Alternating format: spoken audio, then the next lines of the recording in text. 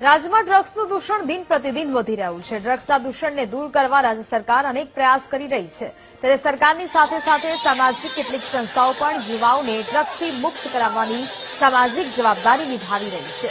આ કડીમાં વધુ એક સામાજિક સંસ્થા જેએસ સ્પોર્ટ્સ આગળ આવી છે। જેએસ સ્પોર્ટ્સ દ્વારા જે આયુથોનનું આયોજન છે તે કરવામાં આવ્યું હતું। આયોજનના ભાગરૂપે સાબરમતી રિવરફ્રન્ટ ખાતે આયુથોનનું પ્રી લોન્ચિંગ રાખવામાં આવ્યું હતું, જેમાં 300થી વધુ ફિટનેસ પ્રેમીઓ જોડાયા।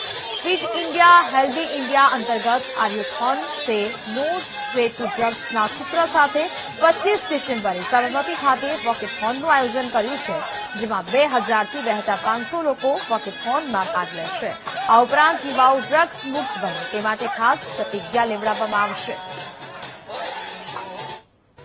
જે સ્પોર્ટ્સ તરફથી આયુથોન નામની આ 5મી સીઝન છે, એટલે 5મી વખત આયોજિત થઈ રહ્યું છે, રિવરફ્રન્ટ ઉપર થઈ રહ્યું છે અને અત્યારે આજે એનો પ્રોમો રન છે। એકચ્યુઅલી ઇવેન્ટ થવાની છે 25 જાન્યુઆરી 2026 રિવરફ્રન્ટ ઉપર, અને આજે પ્રોમો રનમાં 300થી વધુ લોકો એમાં પાર્ટિસિપેટ કર્યું છે અને ફિટનેસ ફર્સ્ટ, ફિટનેસ માટે લોકો અલર્ટ થાય અને સે નો ટુ ડ્રગ્સ, ડ્રગ્સનું એક એડિક્શન જે થયું છે એનાથી લોકોને અવેર કરવા માટેનો આનો બેઝિક ઓબ્જેક્ટિવ છે। અંદાજિત 2,500 થી 3,000 લોકો પાર્ટિસિપેટ કરે એવું અત્યારે દેખાઈ રહ્યું છે।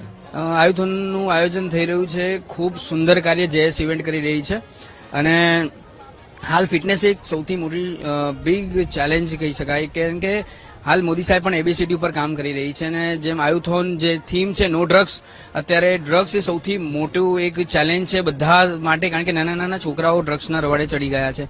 ઇવન છોકરીઓ પણ આપણે જોઈ રહ્યા છે સિંધુ ભવન રોડ ઉપર, કે અમે ઘણી વખત જોઈએ તો નાની નાની છોકરીઓ પણ અત્યારે ડ્રગ્સના રવાડે છે। તો આવનારા સમયમાં દેશનું જે યુવાધન છે એ ક્યાંક ને ક્યાંક માર્ગ ચૂકી હોય એવું લાગે છે અને આ આયુથોન મેરેથોન દ્વારા યુવાનોને કનેક્ટ કરવામાં આવશે અને એમને નો ડ્રગ્સ ટુ નો એક શપથ લેવડાવવામાં આવશે અને ફિટનેસ માટે જાગૃત કરવામાં આવશે।